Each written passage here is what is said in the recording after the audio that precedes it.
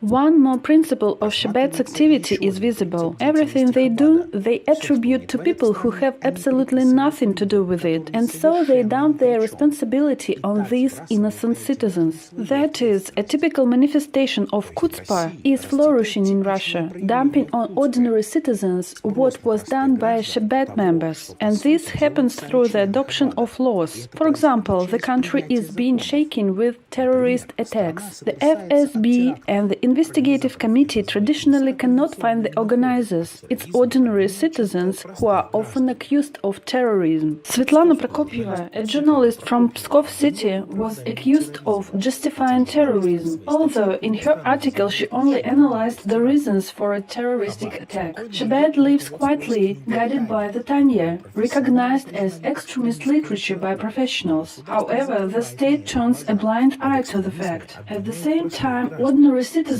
are accused of extremism for simple likes in internet or folk patterns. Thus, civil activist Anna Dmitrieva was accused of promoting fascism for a photo of a Russian national costume. Chabad, a typical sect, rules Russia from behind the screen of politicians. At the same time, common public figures are accused of sectarianism. Zhanna Tsarigradskaya, the founder of the Rozhana Center for Perinatal Education and Breastfeeding Support, who had worked very successfully for almost 25 years and helped young mothers, was accused of sectarianism. Wherever the word sectarian is used, either the Russian Orthodox Church or the Ministry of Justice or someone else commits a crime. Today, the word sectarian is used solely to neutralize or destroy useful people in society, those who mean something. This is the main goal, to discredit, to reduce authority, so that people would not contact them.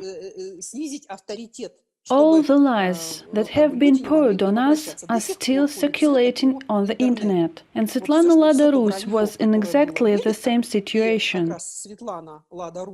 The more publicity, the less possibilities they have to crush the organization. If people hear that someone is called a sectarian, then it is necessary to find out who pronounces this word in relation to another person and write a statement against him, because the stigma sectarian is a weapon to destroy useful public initiative. US citizen Alexander Dvorkin is clearly involved in this Chabad scheme to eliminate free thinking. He coined the term sect studies and founded the Center for Religious Studies in the name of Hieromater Irenaeus of Lyons in Russia on the problems of religious movements, sects and cults. This center draws false conclusions to discredit and shut down useful societies and organizations, declaring them to be sects. This is a typical example of cynical lie, dumping their guilt on honest citizens, Chabad chutzpah. After all, Dvorkin is a sectarian himself. During his stay in the US, he participated in the CAN activities. CAN is Cult Awareness Network organization, which was engaged in abduction and forced reprogramming of people. Część accuses CAN of kidnapping people out of cults and then trying to deprogram them.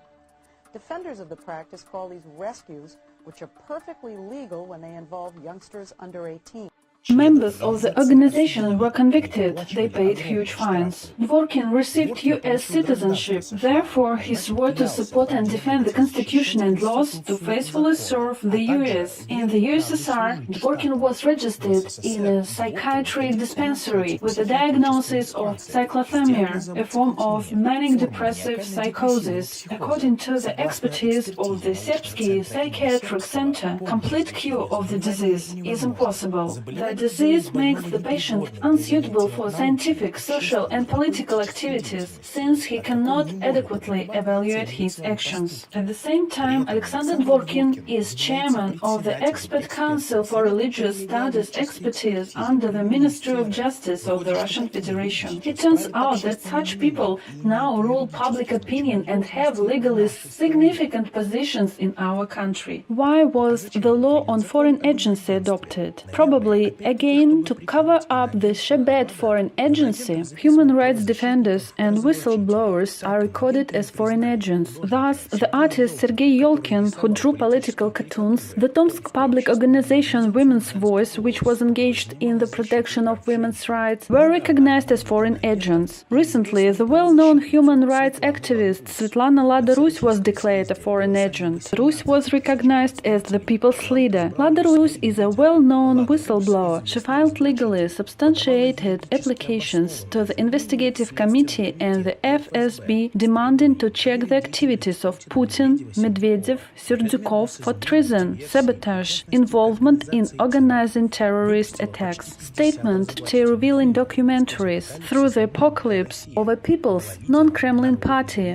which in the midst of elections to the State Duma was banned under the pretext of extremism. The party ran for State Duma elections with a list of 278 people and had every chance of success. The Supreme Court participated in elections at various levels, including the presidential elections in Russia in 2012. This new government, which came after Yeltsin's coup, hooked Russia on a Western needle. We have become a colony. Most importantly, we are controlled by the CIA. This follows from data available and logical conclusions. Indeed, Yeltsin came specifically through a color revolution, the same as it was in Kiev on the Maidan in 2014. In 1993, we had the same Maidan in Moscow, with all the same signs, including consultation of Western politicians. It is not hidden that representatives of Western politicians, the CIA officers, were privatizing Russian property, that is, they took away property from the people.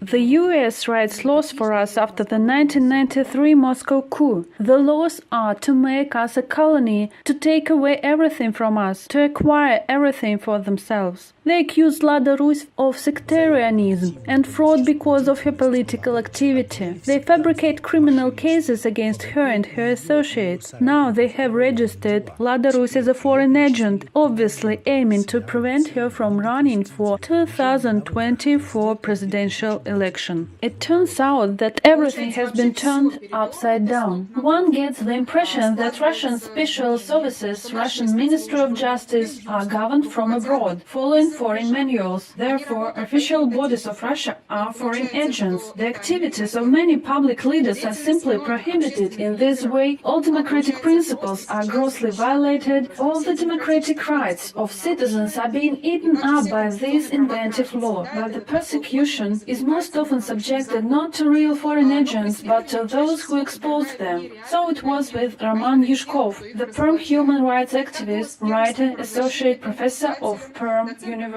He has repeatedly demanded to ban Chabad's activities and recognize it as a foreign agent. What do we have as a result? Yushkov himself was squeezed out of the university, deprived of the opportunity to engage in journalistic activities. His human rights center, which helped people for free, was recognized as a foreign agent. Roman was left without a livelihood and inundated with numerous litigations. In essence, it is the rabbis of Chabad, who are typical foreign agents. They come to Russia from New York or Israel, speak Russian poorly, and often have several citizenship. Alina Lushavina.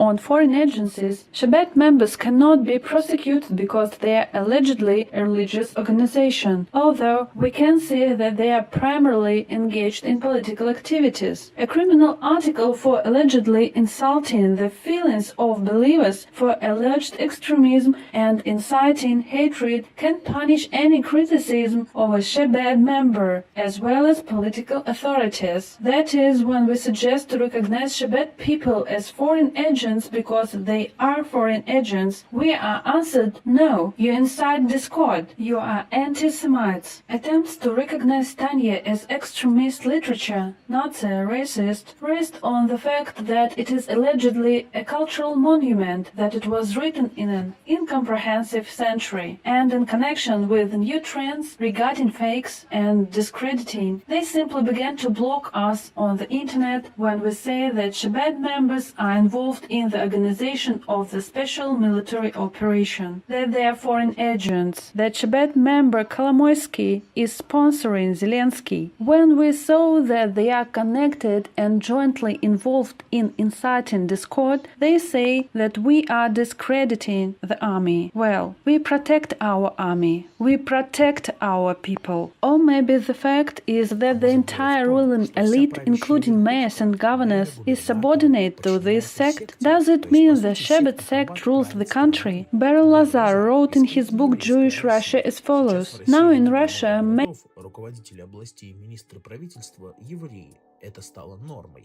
Sources information, Jews and obviously Chabad sect members are Dmitry Medvedev, former Prime Minister, Mikhail Mishustin, Prime Minister, Vyacheslav Volodin, Chairman of the State Duma, Sergei Kiriyenko, First Deputy Head of the Presidential Administration, Anton Siluanov, Minister of Finance, Tatiana Golikova, Minister of Health and Social Development, and many others. There are only 150,000 people of Jewish nationality in Russia. That is 0.1% of the population, and they are almost 100% in power. That is, the indigenous people are practically not represented in power. Is this normal in a system of power towards the indigenous people of Russia is clearly shown by their statements. Yuri Gusakov of United Russia Party. The country is inhabited by a bestial rebel who simply cannot be given the opportunity to freely choose. This rebel should moo in a stall and not break with dirty hoofs into my cozy air-conditioned office. Lyudmila Narusova. There is no one worse than a Russian in the world. Even Tajiks are more freedom-loving people. Exterminate, all without exception, less people, more oxygen. The Russian people are interfering with you. They must be eliminated. It is now becoming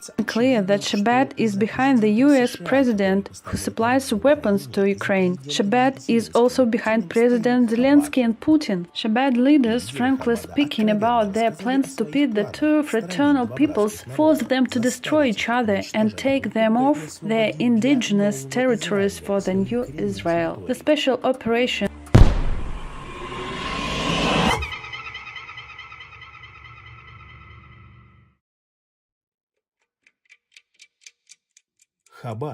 spoken out against the special operation. Right after the special operation was launched, Beryl Lazar, chief rabbi of Russia, met in Israel Shlomo Wilhelm, chief rabbi of Zhytomyr and Western Ukraine. They obviously have no contradictions and disputes between them, but they make fraternal peoples quarrel, make the two armies kill each other. The Jewish symbol, the menorah, is already regularly lit on Revolution Square in Moscow. At the end of 2021, the menorah was installed on Independence Square in Kiev. The golden 700-kilogram menorah, cast in Israel from gold on the initiative and at the expense of Vadim Rabinovich, a resident of Ukraine, is a harbinger of the third temple to be built by the Jews. Such a temple apparently has already been built in Ukraine, in the Dnieper, right? Chabad members call Dnieper the Jewish capital of Ukraine. The largest menorah center in Europe was built there. $80 million for its construction were allocated by Gennady Bogolyubov and Igor Kolomoisky. Chabad members no longer wait for the Messiah's coming in Israel, but are building their Israel on Ukrainian soil. A very important point, the appeal of Moshe to the inhabitants of the entire world should come not from the roof of the Jerusalem temple, but from the roof of the central synagogue in exile. The importance of Ukraine and Russia for Chabad is confirmed by the following fact. These countries have the most Chabad envoys, 202 and 177 respectively. There are not so many in any country in the world. Apparently, they know that scientists predict the strongest climate changes on our planet, after which practically only Russian area will remain habitable. Real Satanism is atrocious in the special operation. Blood flows like a river. They cut throats of prisoners and film their death rattles laughingly, hilt knife in the eye socket of unarmed people and twist it with pleasure. The military are subjected to brutal tortures and castrated. Israeli television showed a report on how a group of Israeli mercenaries from so-called International Legion of Ukraine is fighting in Kharkov. The gang originally gathered in the Dnieper. They were sheltered by Shmuel Kamenetsky, Chabad member, the chief rabbi of the city. I would like to thank Rabbi Shmuel Kamenetsky for the provide apartments, for a roof over our head, for a delicious lunch and dinner. And then headed to the east of the country, where the Israelis are involved in the fighting and serve as military instructors. All members of the group, former IDF soldiers, arrived in Ukraine to kill Russians. Recall the above excerpt from the conversation of Rabbi Levin, who referred to the seventh Lubavitcher Rebbe. When people tease, that is, fight each other, when there is a general panic, wait for Moshe and all the blessings for the Jewish people. In fact, this is a repetition of the Rebbe's quote from the booklet The Era of Moshe, which I have already quoted. The era of Moshe, we must be ready for the coming of Moshe. In these days, when all the kingdoms of the world are rebelling against each other, we must know and believe that the war between the kingdoms of the peoples of the world will not affect, God forbid, the Jews. On the contrary, all the events taking place will only benefit the Jewish people. I propose to read the same quote in Hebrew from right to left, and you will see that the harm to the Jewish people is when there is peace between nations. That's when harm comes, trouble comes for the Jewish people. They are already openly declaring that they are building a new Israel in Ukraine, and they do it together with the Russian oligarchy, whose special services shoot independent militia commanders here, and we are all at war with each other.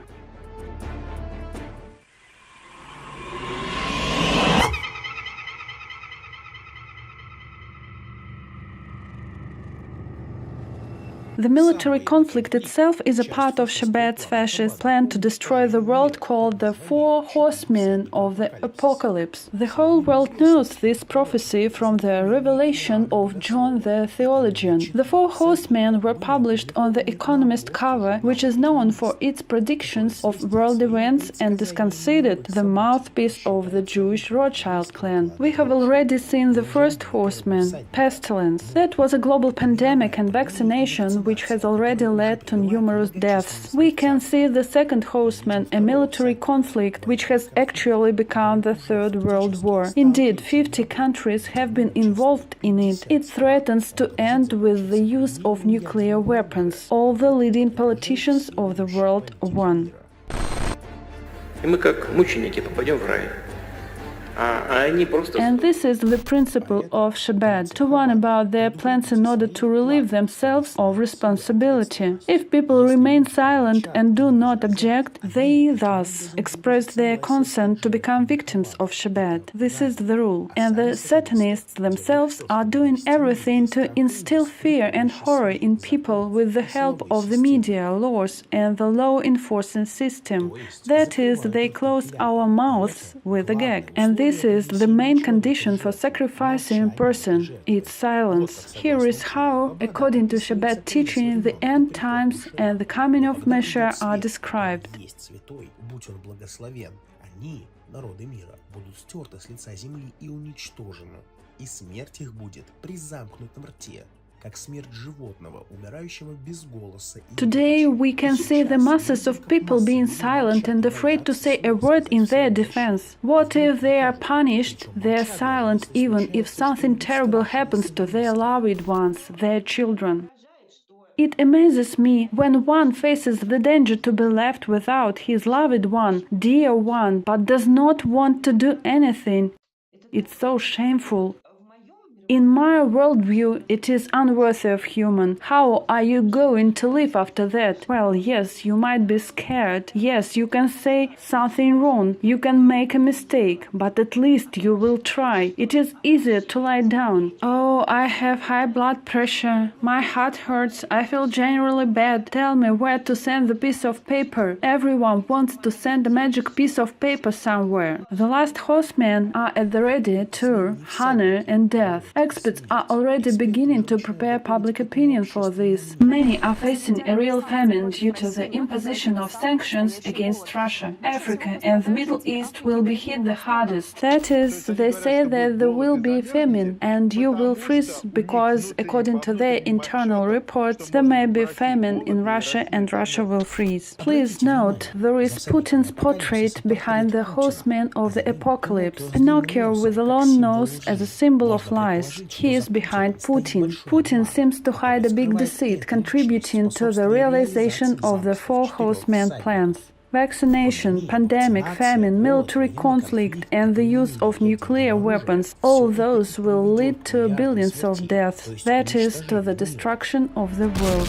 It is obvious those are their plans. We were warned about them aloud, and we have no right to wait until they are implemented. We have the right to live and to protect our future, our children. Nobody took it from us. Remember, silence is the sign of consent. This is the principle of all esoteric systems. If we all resist these plans in an organized manner, it will be much more difficult to kill us. As a matter of fact, we have another version of future.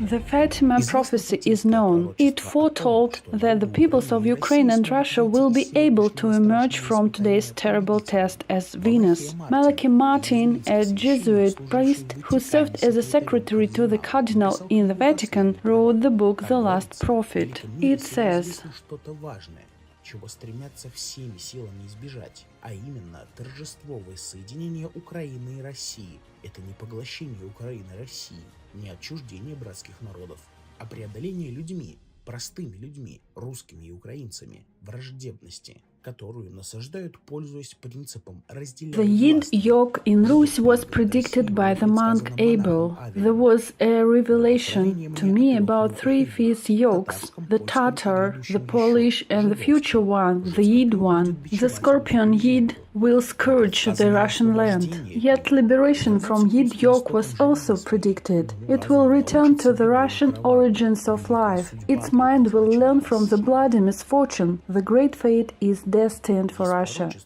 Some prophecies foretell the revival of the world to begin from Russia. It is Russia that will lead the revived civilization of the earth, and Siberia will become the center of this revival of the whole world. Through Russia, the hope of a lasting and just peace will come to the rest of the world.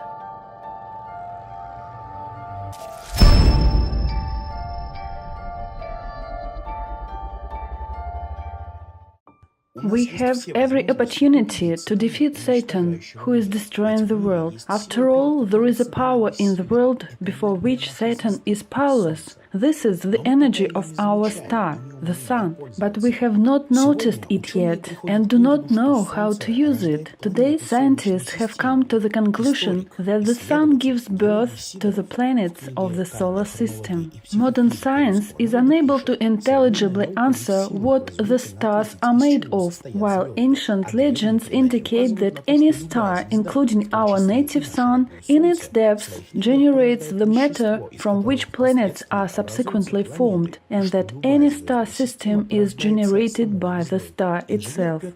The sun can give birth to its own kind, or planets. Almost all the planets of the solar system were born by our sun. Modern scientists, astronomers, physicists have come to the conclusion that the sun has a real consciousness and the highest. It exists in its pure form, without a physical body, only in an energy form, like plasma balls. This is the plasma state of consciousness, which is an order of magnitude higher than ours, the human one, and therefore the sun is indeed the higher mind. Plasmoids are some kind of grandiose field forms of the mind that spread on the sun's surface. Tsiolkovsky also expressed a hypothesis about life existing on the sun in a plasma, higher form. The spiritual light of the sun absorbs the flaws of many spiritual teachings, and to this day, at different levels, many spiritual seers, prophets, and teachers of mankind are present on the sun, Jesus and others. That is, the sun is the creator and God for mankind, the source of life, and it has a higher consciousness. Just imagine, the sun is our cosmic parent who can hear and helps us. When like-minded people turn to the sun, their strength increases tenfold, and their collective thought reaches the sun, and the sun hears people. In the history of Japan, there is a case when, after the Second World War, the country was under the threat of complete annihilation by the US military squadron. The Japanese army did not have the strength to repel a military attack, and then the ministers of Japan appealed to all residents with a call to hold a nationwide mass prayer to the sun goddess Amaterasu. The Japanese put all their spiritual strength in simultaneous prayer, and such a typhoon rose in the ocean that almost the entire American squadron was destroyed, and the remnants turned home. Its effect, Amaterasu responded to a request for protection. The sun is our parent, and this is not a metaphor, not an allegory. This is a real fact. However, this has been taken out of our consciousness because it gives tremendous power. If we take it, then it will be impossible to make us victims. Russia once occupied almost all the continents of the planet. Many facts speak about that. In Neolith, most of the people still spoke Russian, but other languages and other cultures were already emerging. If we take the Paleolithic, the ancient Stone Age, and it is huge, it is about 3 million years, and the Upper Paleolithic ended only 10,000 years ago. If you subtract 10,000 years from 3 million, it would be imperceptible. So whole 3 million years the culture was in Russian. It was the culture of whole mankind. Each piece of land was called Rus.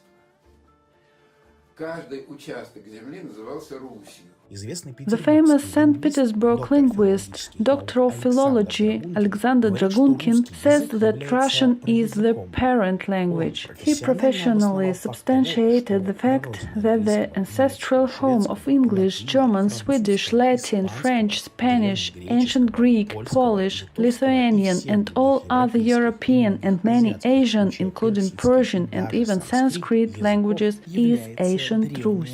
Georgy Sidorov is a psychologist and alternative historian who has worked in the north of the European part of Russia and Siberia for more than 20 years, researching the ancient culture of the Slavs and Aryans. He came to the conclusion that the expanses of Siberia were the cradle of the white race on Earth. In ancient times, this vast land, the entire north of Asia, was inhabited by Caucasians. By the way, this is proved by modern history. Indeed, the Caucasian race flowed into Europe, into Iran, and into India from here. And all this is the legacy of the ancient Greek civilization, which was located far to the north. Obviously, the climate was different then, it was possible to be there. The mainland, which is still well shown on some maps. Researcher Grigory Gorchakov writes in his book, World Understanding of the Fiery Age. The Rusici traced their lineage from the Yarila sun itself. The Sanskrit root ar, yar,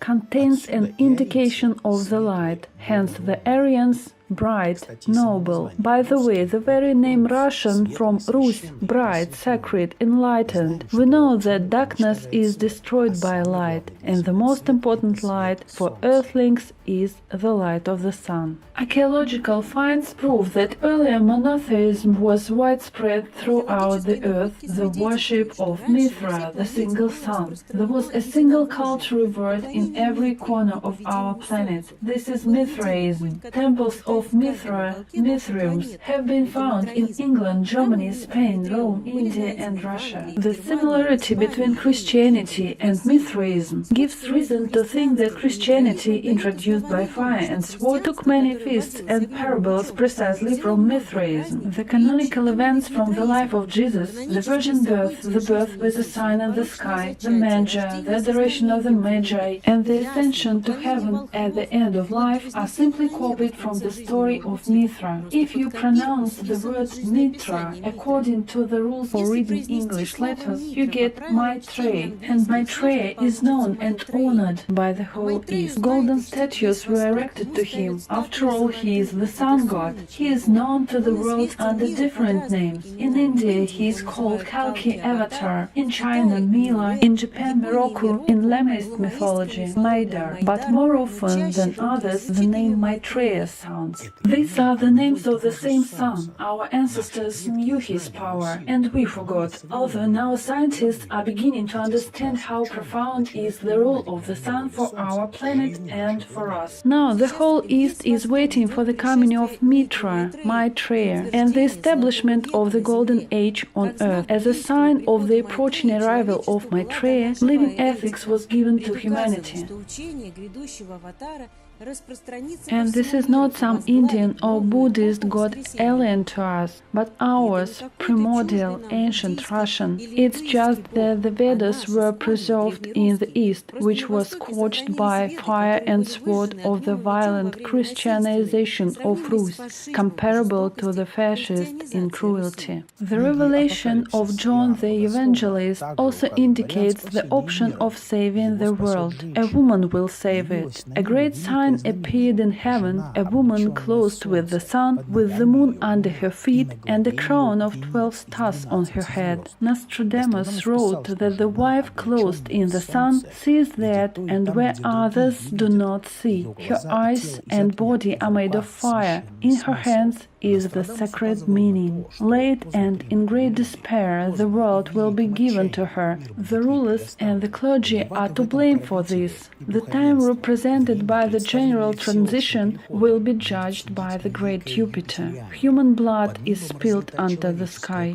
Death will unite the great people too late. Late and long-awaited relief comes. For the great people who died, a rebirth. Help will come, but not immediately. She will free the great nation from oppression. Indian Sufi has read Inayat Khan. I can see clearly, like God's day, that the hour is approaching when the woman will come, who will lead humanity to the highest evolution. Look for faith in the sun.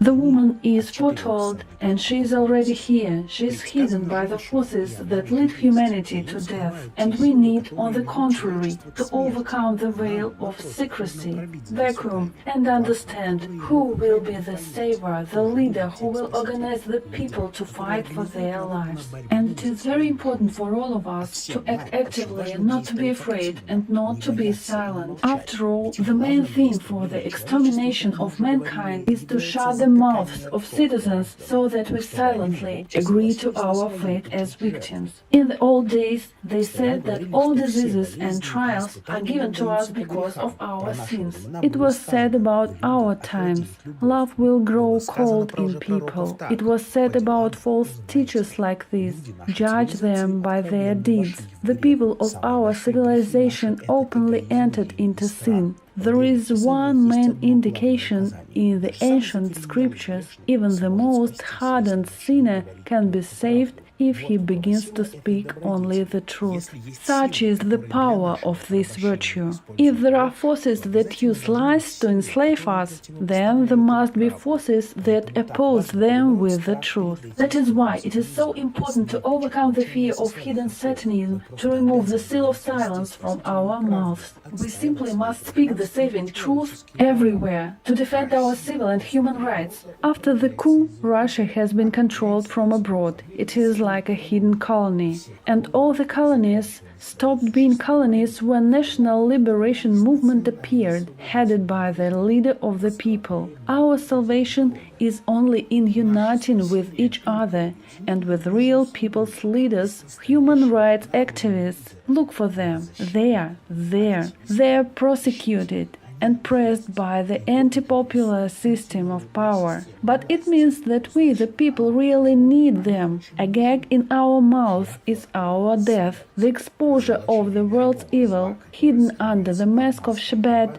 is life. Tell the truth to everyone. That way we can quickly notify each other and we can get organized. When world evil comes, you can't hide from it. You can either defeat it or let it win. We have every chance to defeat it. That was foretold. We just need to start telling always only the truth, no matter what it costs us. We also need to find the white clothes in the sun. This can be done if we all set ourselves such a goal. There is the leader. She can be found. Let us unite our thought in this quatrain. Женщину-мать ожидает народ, ту, что поможет и жизни спасет. Образ простой россиянки узнать, нам помоги, чтоб воспряли опять. Turn to the sun, our cosmic parent, which has always given our ancestors the strength to defeat their enemies. Prayers to the sun are already spreading among the people and already bearing fruit.